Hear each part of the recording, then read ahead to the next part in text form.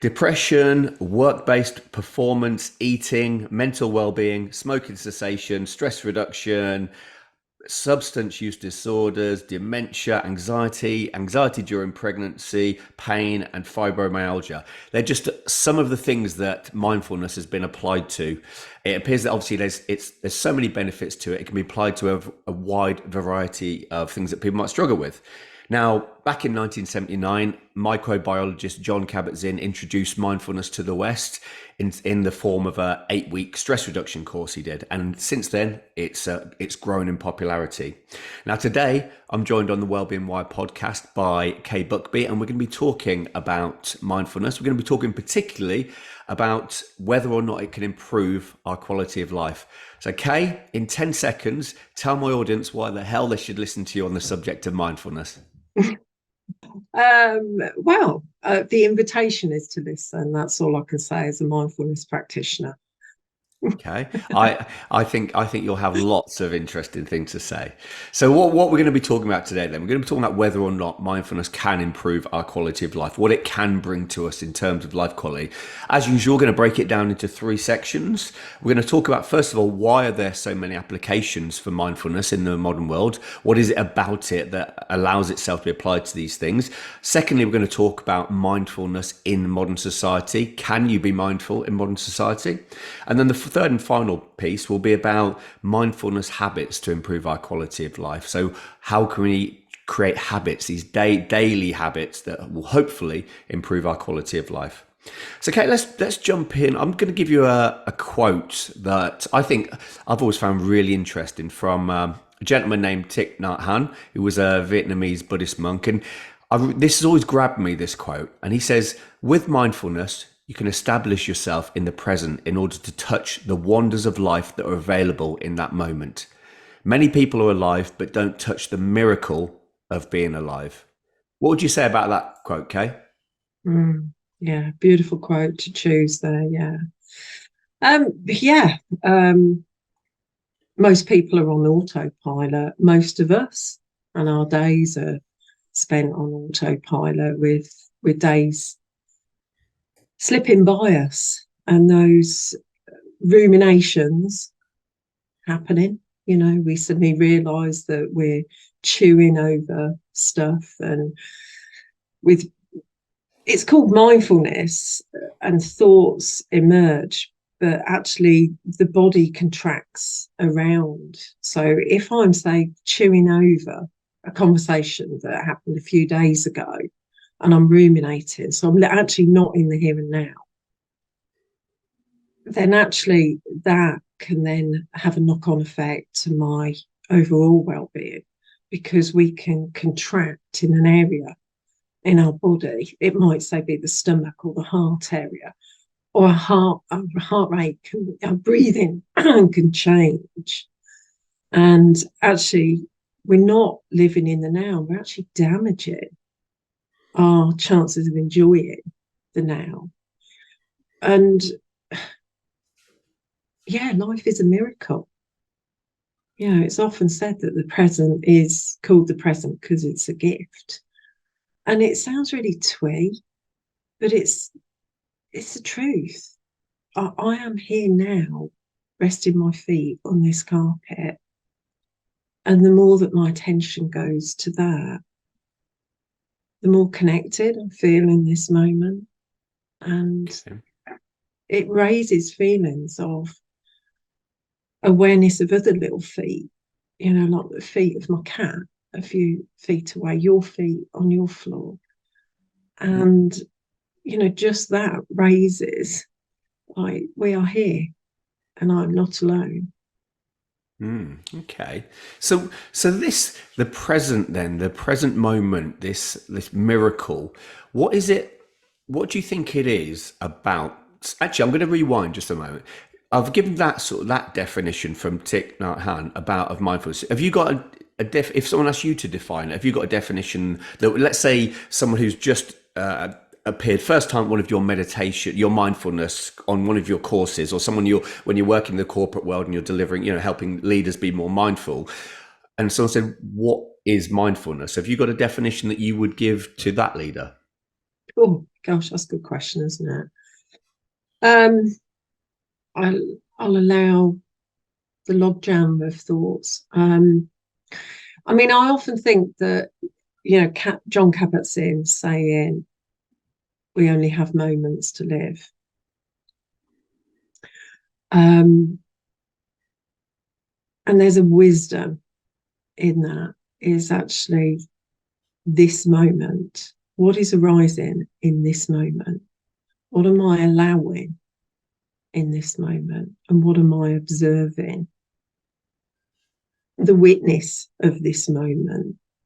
Because this moment, the quality of this moment, will affect the quality of my next moment in life.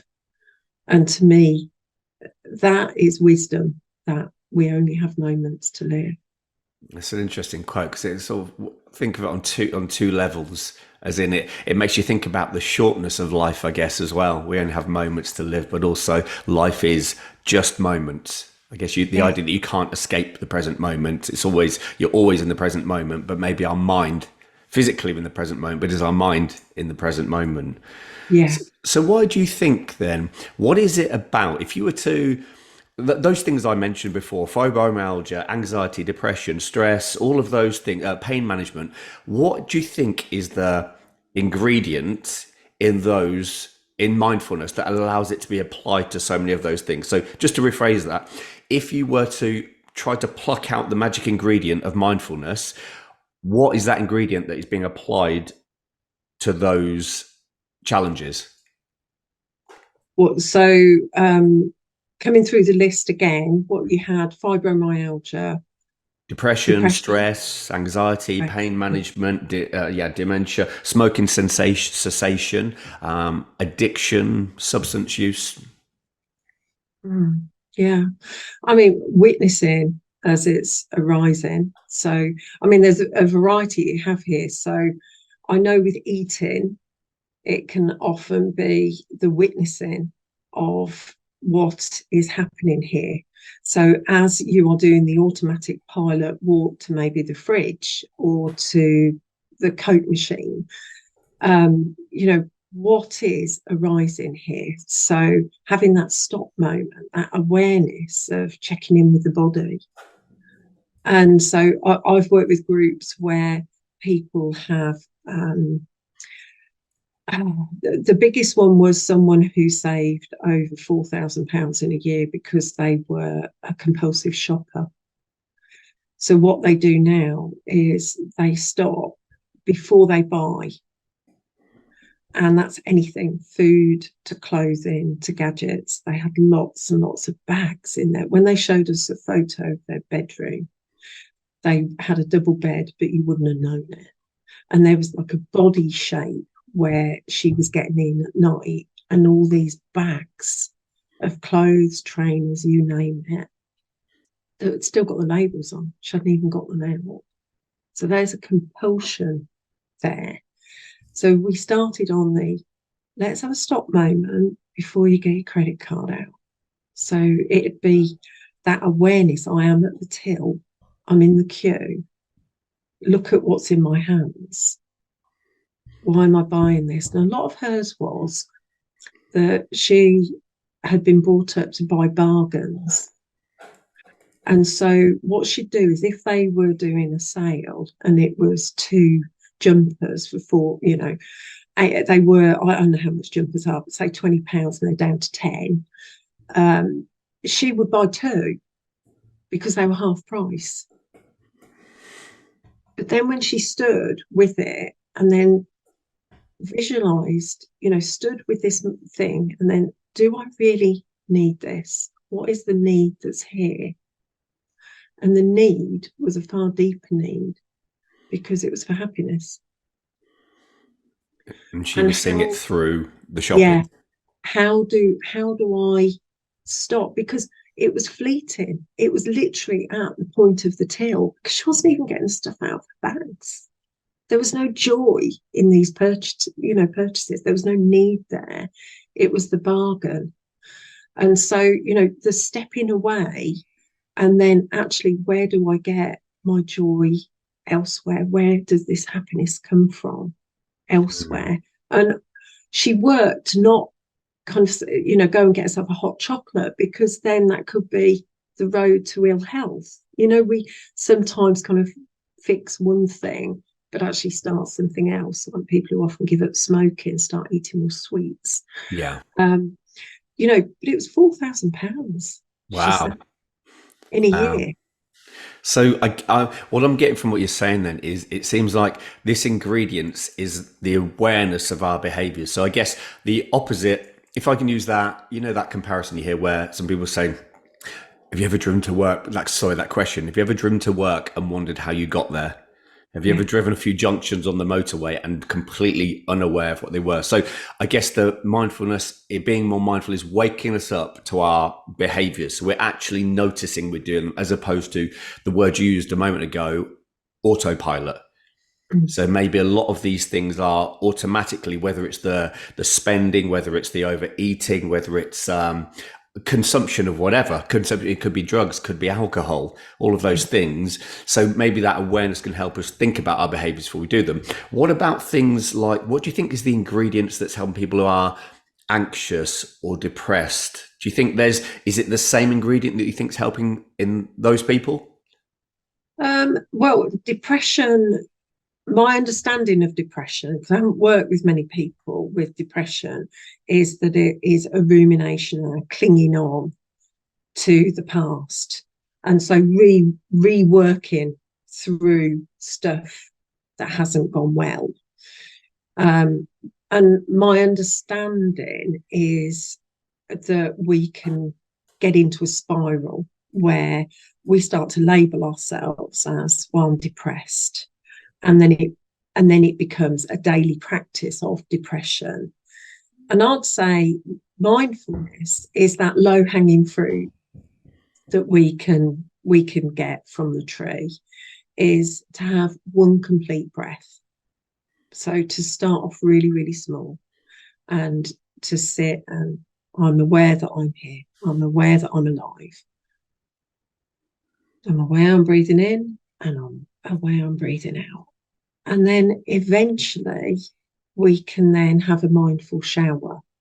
So I've known someone who struggled to get showered. It became, I'm depressed, I'm living in my PJs.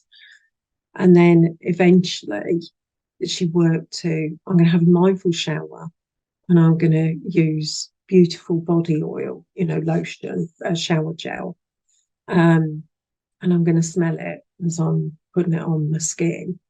And then I'm going to, bring in the gratitude for the fact that I have a shower and I have hot water, because there are millions of people on this planet that don't have that. And that would be a complete luxury. It would be Christmas Day every day. Whereas for us in our very wealthy lives, we often forget that. We forget the things to be grateful for. And the more that we can have a gratitude practice in life, we're actually nourishing those conditions, the seeds of happiness. And it can help with depression, because again, we're catching those thoughts. I think we're going to have a little live visitor coming by. Oh, is she or not? I'm not sure. Just got to make sure she doesn't zoom us out, Jonathan. Yeah. I can so see this two is ears. Missy. Hello, Missy. Yeah. Right, she's going to now drink from my water, but that's fine. Yeah. So if you hear slurping, so yeah, she's one of my conditions of happiness. Very grateful, but I have a little friend. A little constant friend who's always happy to see me. And I think that's really interesting, actually, having with depression, I guess it obviously this affects the individual state of mind, just like being someone who's very anxious. I guess the interesting thing about anxiety and mindfulness, where the connection I see is very obvious with that, because when someone's anxious, typically it's about things that are going to happen or going to go wrong. It's a future-based state of mind. Whereas I guess the more we're mindful, we're in the moment. So I guess our mind, we can't be thinking about the right now as well as worrying about the next moment or tomorrow or next week as well. So I get that. It's quite an interesting connection there with mindfulness, I guess, with depression. So I guess it's the idea, like you've said, it's about being able to have gratitude in life and appreciate the things that are good, and also noticing the thoughts, because you talked about the type of thoughts and the ruminating. I think being able to notice the fact, oh, I'm having a dark thought right now, and actually just sometimes just noticing it is enough to just be able to let it go on its way, almost like moving Yeah, along on a conveyor yeah. belt. So it's I can see how there are so many applications to in terms of health, but also this feeds into what we're going to talk about next, which is about in modern society. Do you think we are mindful in modern society? No. By and large, no. We're in a society where busyness is honoured. You know, I'm so busy. I've got so much work to do. Um, Possessions, so we cling on to possessions, have too much, and we're not as connected. So, for instance, people who I was with a group yesterday, and someone said living on the planet. Um, and that was something that we held because they were aware as they said it. Oh, actually, no, I live because of the planet. And there's that disconnect between us and each other, us and the world. If you look at, the events of the world now, I don't do a deep dive in them, but I'm aware of what's happening. I'm aware of the pain, and I'm aware of the dangers of othering. And I see it a lot. My news feed tends to come through Twitter, and I'm very intentional in how I kind of nourish my body or deplete my body with the news, and we can other people. So I hear other departments being othered. Well, what? Yeah, I don't want to name a department, but you know what the mindfulness department's like. Always in the present. Mm-hmm. It's very easy to do them and us. And again, that there's that disconnect between us. That's what we're doing. We're actually contracting over our own life experience when we're doing that. We're not opening up and saying, I am here, and I am me, and I see you in me, and me in you. So with that, that's an interesting thing to area to move on to. Then things like the news and social media. Do you think? Would you say they? You say you feel we're not a very mindful society. I'd probably agree. I think there's so many distractions. It's pretty hard to be focused in the modern world. You've got the TV, we've got reality TV, and that's its own thing. We think that's a good thing or a bad thing. Things like Big Brother and all that stuff. We've got social media, we've got the news. We've got so many things that are grabbing our attention. Do you think it's even possible to stay focused in that world, or do you think you almost have to block those things out? Good question. I wouldn't say block it, because life is here to be experienced, and life is happening all around us. It's about observing it as the witness, and then being aware of your own habit formations. So, what are the conditions in your life that are nurturing you to be the best that you can be, to be connected, to fulfill your own intentions? And one of the things I was out a few weeks ago, and there were a couple who their heads were like that in their phones. Now, obviously, I don't know. Maybe there was something really urgent for both of them. There could be, maybe one was dealing with some family issue and the other one was I don't know. Hmm. But, I like to keep my mobile away from me. So when I'm driving, my mobile is in the boot because that's the safest for the world. Yeah. Because our brain, it's like when they've done the research, when you go into a bar and there's a big TV up and there's the news rolling, or I don't know, footage of music, it's MTV or something, and we can't help, the brain sees the movement and it's flickering, it's constantly going out to its hypervigilance. Is this a threat? Something's changed in the environment, which is why when people walk into a room, we look. And the thing is, we're doing it to ourselves. So in meetings, people who've got their outlook on, there's that constant hypervigilance. There's, it's an email that's just come in from a client. Whereas we can live a much more intentional day by choosing when we're going to pick up our email, when we're going to pick up our phone, what we watch on telly, just like what we put on our plate, in our meal, what programs nourish me and what deplete me. And that can only happen when you're in tune with your body. The mindfulness is about being in the sentient body, being in the senses, being in this present moment. And if we're constantly flicking between channels or social media, I found myself a few nights ago, and I suddenly thought, well, that was 30 minutes where literally I was flicking from LinkedIn and I was like, what happened there?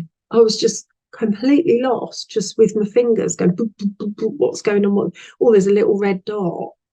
Yeah. Actually thinking, I'm going to check LinkedIn, and then that's it. Then put it away.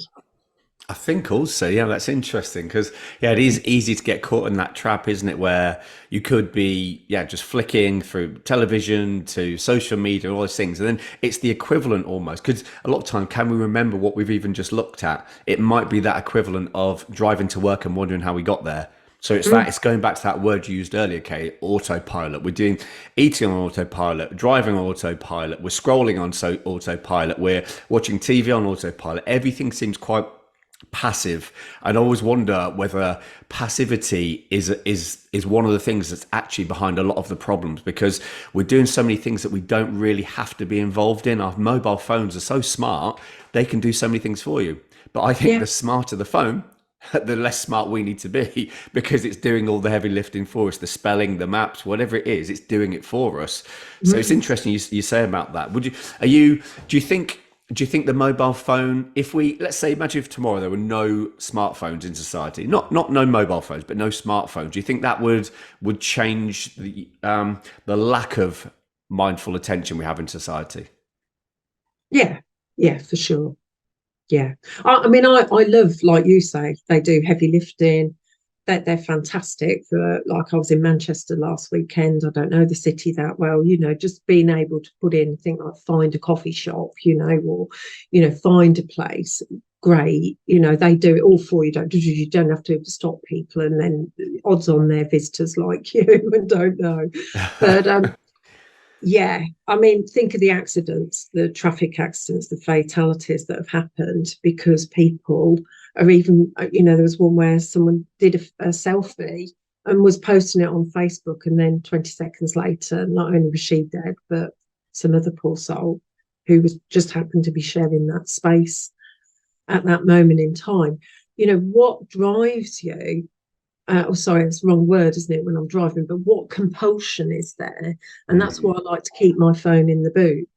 Yeah. Because I've been with people where I felt very nervous when they say, oh, but it's all right, I can take this call. And they might be on the dashboard, and it might be all set up so that they've got but I think, but you're not now aware that you're driving. And I like to be aware when I'm driving. I'm aware of the weight of my hands on the steering wheel. I'm relaxing my shoulders. And, a lot of times people, as they're driving, are driving more hunched and they're contracted. Their body is contracted. They're not breathing properly because they're not opening up. to this moment and softening the shoulders down. You know, our shoulders rise through the day, and you know, it's actually quite a pleasurable experience of, can you now feel your car chair, the seat? And I can, because I befriend my car seat. You know, I sit in it and I really feel my bum on the chair and my thighs resting on the chair, and that feeling of letting go, like just let go. You know, the car's doing the heavy lifting. My car's Yeah. an automatic, you know, and I can hit cruise, but I can drive mindfully and be in the moment and be aware as I'm traveling with what, my ton of metal, you know, 70, I don't know how much my car weighs, but, you know, half a ton at 70 miles an hour on a motorway, that actually I've got really potentially a dangerous weapon. Yeah, But the of way course. people, you know, I see people reaching over, maybe to get a sweetie or something, Hmm. you know, the compulsion or, you know, have a sip of coffee, whereas, you know, stop and then sip your coffee. You Yeah. know, really, really taste the coffee as you're sipping. I think that's the thing. It's this idea that I think a lot of the time people can probably think they can do two things at once. They think their mind can be on the road and on somewhere else, but we know that's not possible. It's like the whole idea of multitasking. It doesn't Yeah. exist. Your mind can just jump very quickly from one thing to the other. And something I noticed actually, it's kind of connected to what you're saying about this. Well, actually, because the idea that you're saying about befriending your seat, so you're aware, you're in the moment as you're driving. Well, I imagine you're going to be a far safer driver because you're noticing things exactly as they occur, as opposed to someone whose mind is in a meeting or thinking about their phone. It's going to be very distracted. Yeah. Something I've noticed, I don't know if you've noticed this, is a lot of young people who are out but don't seem to be able to leave the house without earphones on, headphones, just to walk Mm. to the shop. And it's straight away you're almost taking away the anything you might hear, especially a lot of in Northampton here, we have a lot of people with scooters. So you find them on the pavement on a scooter with the headphones on. So, I mean, somebody almost ran into me walking the dog the other day, which I wasn't happy about. So it's a very, by removing that sense, that auditory sense, they're just missing out not only on any safety signals, but also, or danger signals, but also any form of connection with the auditory world around them. Is that something you've seen? Yeah. Yeah. And, you know, following on from what you've said, multitasking is a myth. And if you believe the neuroscientists, it came from computers. So computers have more than one processor, so they can multitask. We only, if you believe neuroscience, we have the one. So we can do a lot of things badly if we Yes. multitask, you know. Whereas why not stand and watch the kettle boil? Why not walk to the shops and use your senses, look around, listen, choose a sense as you're walking, or feel the sense of the motor neurons, that are moving your limbs, or the when we walk, feeling your feet as they're moving on the floor, and the different textures as that are under your trainers, or whatever you're wearing, your boots. But it worries me, because I was driving recently and someone just stepped off the curb virtually straight in front of me. Luckily I was in a town and I was doing 20 miles an hour, and so it was quite a shock. But did an emergency stop, first time in probably 20 years that I've done one, and they were like, oh, and then they went like this, and they'd been wearing these little things. And the thing is, we're disconnected from our world around, in the search for what. And a lot of people are using it, and I'm not criticizing Audible or podcasts or anything like that. It's all great. But if I'm going to listen to a TED talk or a podcast, I'm listening to a TED talk or a podcast, or I'm watching it. I'm not multitasking. I'm not listening to Audible as I'm going for a walk. That's the myth of multitasking. Hmm. I will be in the one experience. I will choose one experience at that moment and savor it. You Hmm. know, nourish myself by, I am eating. I'm not eating and watching the telly. I'm eating my dinner.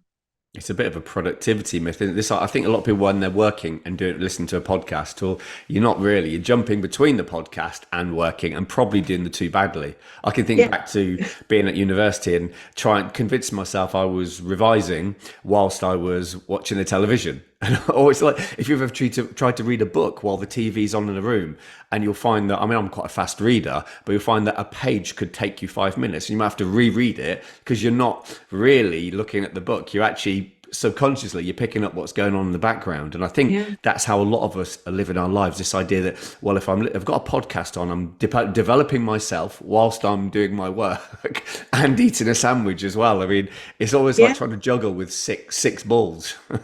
yeah. And then that's where we can overeat or we can deplete ourselves because, you ate your sandwich, but you ate it unmindfully too quickly. And then you're reaching for a Mars bar or something later on in the day. Whereas actually, if you'd sat and eaten your lunch and that was your focus, I'm grateful I have food to eat. Remember, making that sandwich for yourself, or maybe a loved one made it for you, and then thinking about the conditions that, grew the wheat for the bread, or, the nourishment of the sun and the rain. That allowed that to happen, and then who were all the people that enabled it? The farmers, the people who brought it to the store that you then bought, chose to buy that from, and then it connects us much more with what we're eating, and we can then savor that moment. 100%. And a lot of times people are really disconnected with their work. So they go from one task to another, and it's that flicker that's happening again. I've now got to get this done. And actually savouring that moment, having a pause to think, okay, I've just sent a report, and imagining, that report was a lot of analysis work that I've sent through. And what might my client, or the receiver, the internal customer, what good might that report spread in the world? What decisions might be made of that, of that, and actually savouring it. And then maybe you'll be much more intentional in what you do next, because you could then say, well, what does my body need? And it may be that I need to get up and move a little bit. So I might need to do a few mindful movements, or walk around the block, or drink a glass of water. Yeah. There's so, as you were speaking for, actually, I was thinking about, idea of when you're sat in the cinema and eating popcorn and then wonder where the popcorn went. It's the more we try and take on board at the same time, the less we do. I think that's really interesting what you're saying about that. Actually, yeah, as you're sitting down with your food or sitting down with a report that you've just sent, actually thinking about the impact and all the factors that went into whether it's growing the food or creating the report, and actually thinking about the influence it might have further down the line. As someone who I grow my own food, and I can't, the appreciation you have. Well, I remember when I first had my own cauliflowers, and I was sat there just looking at it in the fridge, and I couldn't believe that I grew that from a seed. It was just mind blowing. So now when I'm eating the food that I've grown and the stuff that I've stored or that I've picked recently, I do like to sit there before I start to eat and just think, wow, I can't believe I actually grew that. So I'm no gardener, but I can't believe I actually grew that. And the appreciation that, you're eating something that's been nurtured as opposed to mass produced as well, with pesticides and all that sort of stuff. This was grown naturally in sync with the planet. And it's a really, really special feeling. I can't, the specialness probably ends at my cooking, but the fact that it's actually been grown is a really, really good thing. So let's talk about some habits then, because we started off by talking about why there's so many applications, and you talked about the idea of noticing things like maybe when it's pain, when we're eating, whether it's addictions, all those sort of things, noticing being a key ingredient, and being aware of our thoughts, which could be a vital thing for people who are depressed or very anxious as well. Then we talked about mindfulness in modern society, and you used the word autopilot. And that's, I've underlined that word on my notes here, autopilot, because whether it comes to spending, whether it comes to eating, consuming, autopilot when we're driving, autopilot when walking down the street, not noticing things, and busyness. That's another word you mentioned, Kay, that grabbed me. So we talked about why it can have so many applications. We've talked about mindfulness in modern society, and I think we both agreed we're not a very mindful society. So for the final part of this conversation, let's talk about how we could become more mindful then. Let's think about some habits. What can you tell us about some of your daily mindful habits that helped you to lead a more mindful life? If you were to pick your top three. Top three. Okay. Yeah. So I start my day with a body scan. So as soon as I wake up, I can be either closed eyes or open eyes, and I scan my body from my toes up. So a body scan is about witnessing and observing. So what is happening? What am I feeling? So what's the temperature? Is there any tingling? Is there any tightness, lightness? Just observing. I'm not judging this. I'm observing my body.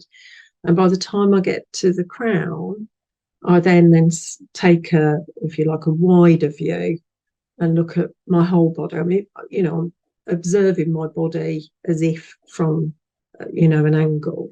And that brings me an awareness. I have a body.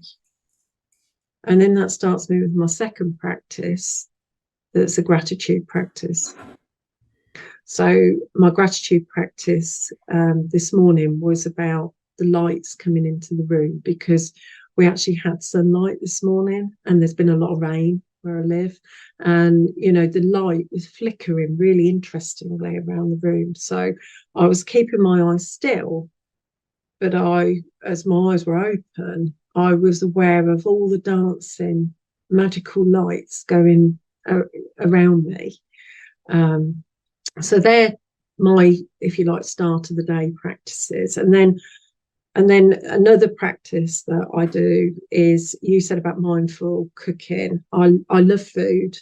And so I love opening the fridge and looking in at what I have, and then mindfully preparing my food from a grateful heart, and using this, this produce. And I related when you said about freezing it. I grew tomatoes this year and last year, and I made like batches of tomato sauce that I'll be using in recipes and am using. And it's a joy when I get those packs out of the freezer.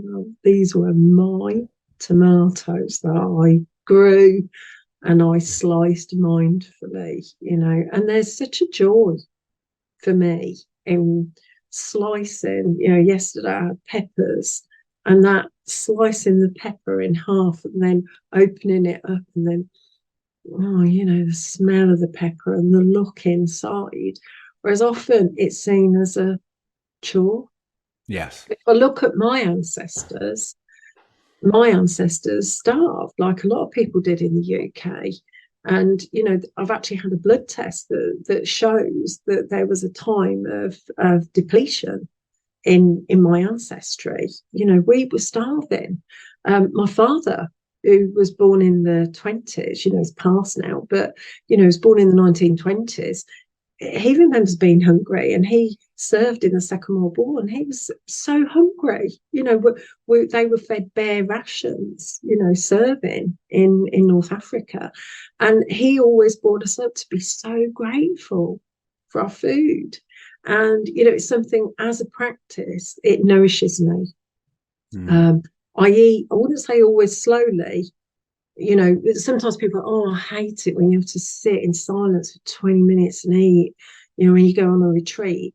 But the practice is about saying, I have a plate of food, and before you just dive straight into the pasta, maybe just smelling the pasta and the sauce. And then, the other night I could actually even feel the steam coming up and touching my neck, so there was that connection with it. And then eating each spoonful with that, I'm so lucky that I've got all this variety of flavors. Living in such a wonderful time in a very rich land, because we have so much choice. Do you think that what you just said there, the rich we live in, so we've got so much choice. Do you think because we've got so much choice, it's hard to appreciate what we've got? Let's imagine if we went back, like you said, to maybe when your dad was hungry in those times. He was born in the 20s. Because none of us have been like that. We've got the opposite. We've got too much stuff, whether it's technology, whether it's money, clothes, food, everything's in excess. Food is just mass produced, cheaply produced now for the most part. Do you think that's why it's so hard to appreciate certain things? I mean, I can't imagine my teenage nephew would sit there and, like you and I have talked about, maybe appreciating a cauliflower or something like that. He would probably turn his nose up at it. So do you think it's because we've just got so much and we're so spoiled, it's hard to have that gratitude? Yeah, yeah. And I think COVID, listening to, I was part of a Facebook group in COVID of people helping other people, and the panic, I'm running out of things. Whereas actually leaning in to areas of discomfort, that can be huge learning for us. Yes, it's not my normal brand of pasta. I'm out of whatever. Let's try something else. And I think that, sometimes we can condition ourselves that I only eat this or I don't like that.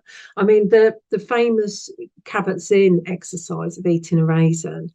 Once I used this with a group, and I bought like little boxes of raisins. And I remember this person who was actually a project manager responsible for millions in this company.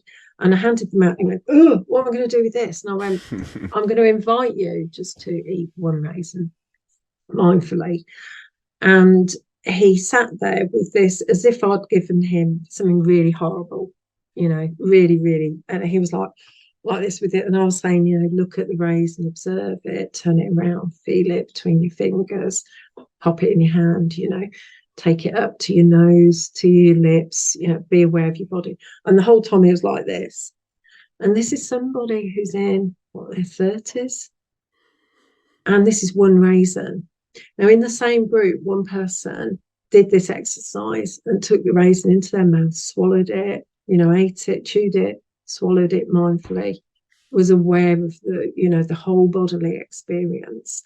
And they said, I haven't eaten a raisin since I was a child. And actually, how delicious was it compared to the other person who was, I don't want this.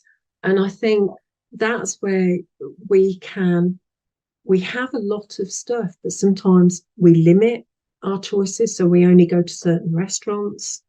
Yeah. We know with shopping habits, we both might go to a retail park and there might be a shop that I've never gone in because we're creatures of neural habits. But also we can be very grasping and greedy. And so we want the next of, must have the newer version, must have this gadget, must have, new clothes, must look in fashion. Whereas actually, do you need that? And living a mindful life gives us that opportunity to just pause and maybe not spend as much money. Maybe what's my real need here? Yeah. And can I just rest and enjoy the moment? Resting is something that we've lost my father in the 20s. Sunday was a day of rest. Now it's another day to be busy, isn't it? Yeah. I think actually, as you're speaking, I'm thinking about, I think there's the statistics around debt in the personal debt in the UK is highest ever from, I'm pretty sure that's something I've read recently. Now, if you imagine the idea of having to go to the bank to get some cash out to do what you want to buy, the thing you want to do you have to think. By the time I know that's my miniature cooling off period. By the time I've gone to the cash point to get the cash out, I've lost interest in the thing I was going to buy.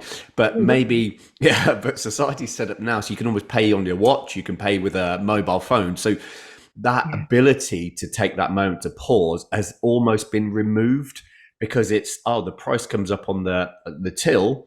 Just push your phone to it within a few seconds of it appearing. So that gap where you might pay attention, notice and wake up and think, do I really need this? Do I really want this? I've already got one of these.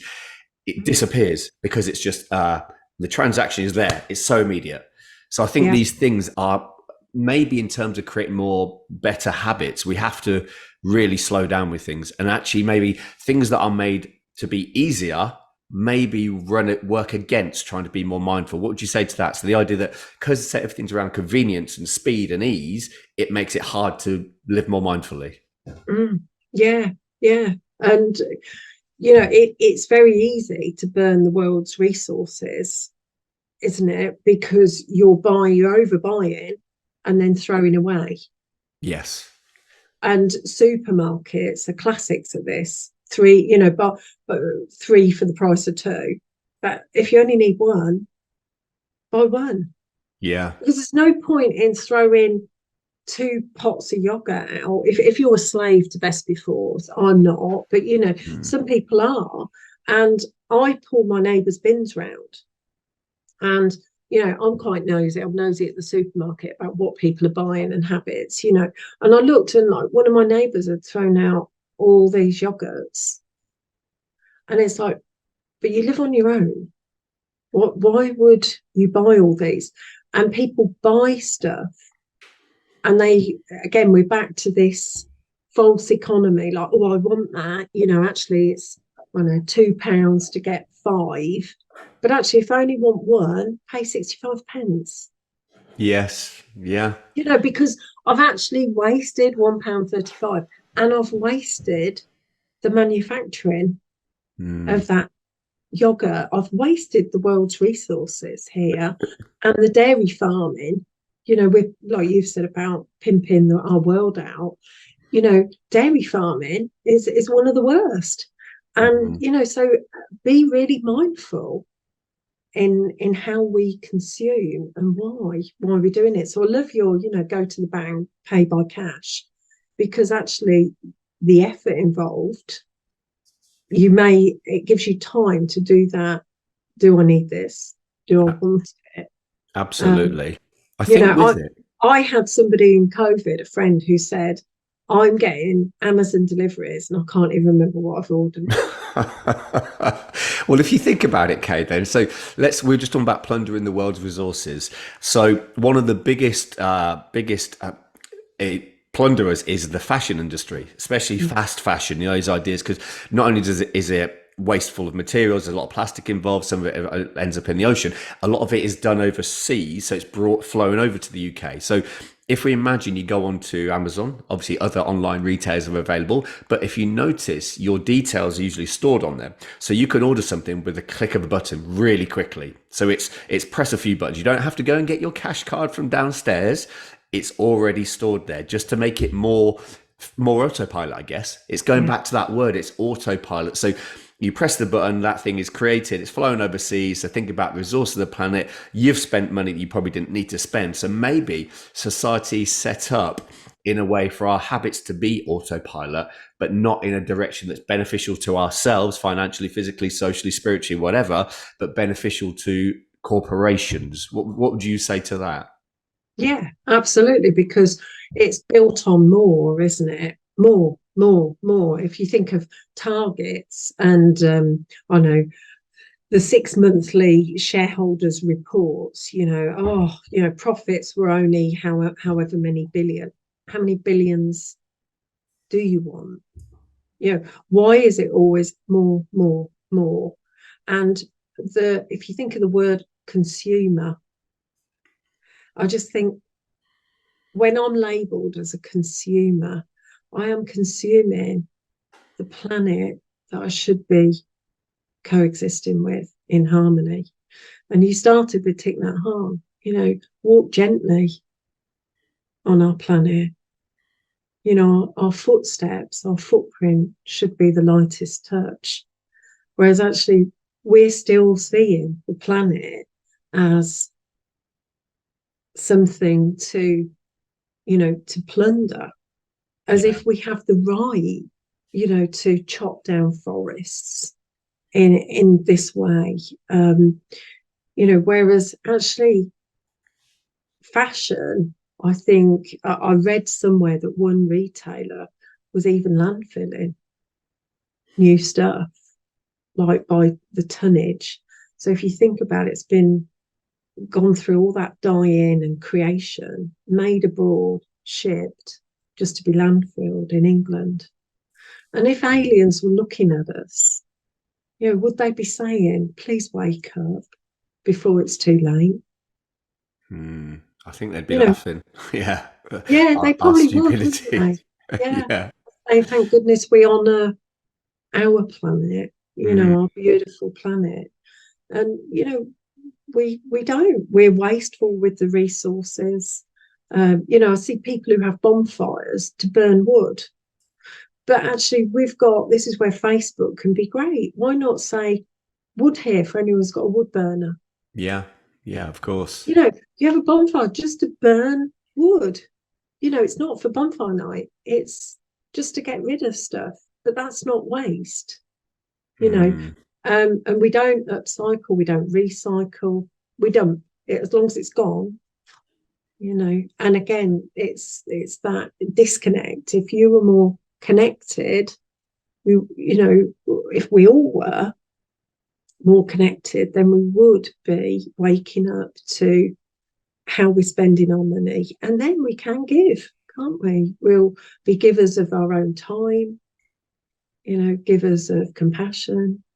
yeah. Um, I you know, think this idea about consuming as well, and if you think about it, we're not only we're consuming, food, junk food at an alarming rate, but obviously things like fast fashion, planetary resources, but the amount of information we're consuming, I think that's one of the key things that might pull a lot of people away from living a more present life, because it's just information, information, information. There's so much out there. It's never ending. I actually got rid of my smartphone because it was spending too much time on it. So I decided just get I got an original Nokia phone. It's great. It has no data. It just does text and phone calls. That's all I needed to do.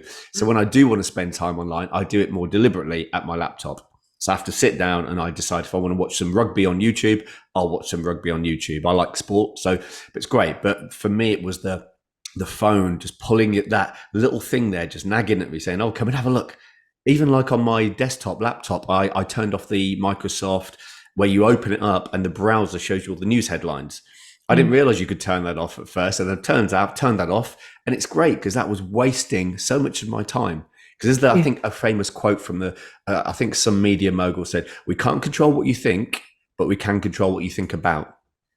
I think that's really true. It's just throwing all these distractions at us that are completely pointless when we could be deliberately choosing how I spend my time rather than someone doing it for me. So yeah. if And you it's would, that intentionality, isn't it? That's yeah, key. yeah, Yeah. I think so. So maybe that could be some of the lessons of what we're talking about today. It's being intentional about stuff. It's noticing things, being grateful for the things we have. I'm just going to do a brief recap on where we started from today. So we started talking about why mindfulness has so many applications, and Kay has said to us why. Obviously, the idea of being able to notice things and actually observing our thoughts and our behaviors might be beneficial for things like addiction, whether it's to food, whether it's to substances, whether it's to alcohol.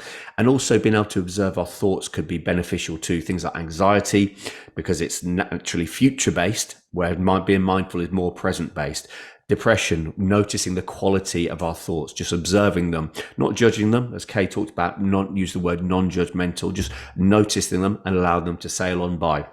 Then we talked about mindfulness in modern society, and that word that's been a recurrent theme today was autopilot. Kay talked about us living our lives on autopilot, whether that's driving, whether it's eating, whether it's shopping, whether it's spending, consuming. We're doing things on autopilot, which lends itself to poor habits. If we're not noticing them, how are we going to be able to change them if we can't even notice them? And then we finally moved on to mindful habits to improve our quality of life. And Kay talked about starting her day with a body scan. Which is a really interesting meditation where we observe sensations in the body. Kay talked about gratitude as well, being grateful for the things we have rather than just thinking next, next, next. Be grateful for what's there. That as Kay talked about, opening the fridge and noticing what's in there and being grateful for those things that her dad might not have had 100 or so years ago, opening his fridge. I can't remember when fridges were invented, but I think there were fridges at that time. And then interestingly, Kay talked about cooking mindfully as well, and appreciation for where that food came from, the processes that have gone into that, the natural processes, the physical processes that have gone into putting that food into Kay's fridge. So that brings us to where we are now. And I want to ask you, if you Kay, if you were to give some, let's imagine you've got the attention of the nation. I always ask people this question. You've got the attention of the nation on, let's say, the 6 o'clock news. I think that's probably the most common one that's observed. What advice would you give the nation to pull us out of this autopilot rut and help us to lead more mindful lives? If you had a couple of minutes in front of the nation, you've got the mic, they've handed over to you. What would you say? Advice to help us lead less autopilot lives and more mindfully. What would you say? Okay, I'd say, what if tomorrow you and you have the intention, maybe the question, you ask yourself the question, say, how can I best serve myself today? And if every half an hour your app, your Outlook, whatever, just rang and just pinged, and you went back to that question, how can I best serve myself in this moment? What kind of day might you have? That would be what I'd ask, Jonathan. That's great, because as you're speaking there, it's just making me think of each of us asking ourselves, are we actually in that moment, that behavior, are we serving ourselves? Am I, okay, I'm eating a tub of ice cream at 10 o'clock in the morning, rather than just think, okay, this is nice, it's got cookie dough in it and all sorts. Is this serving me now?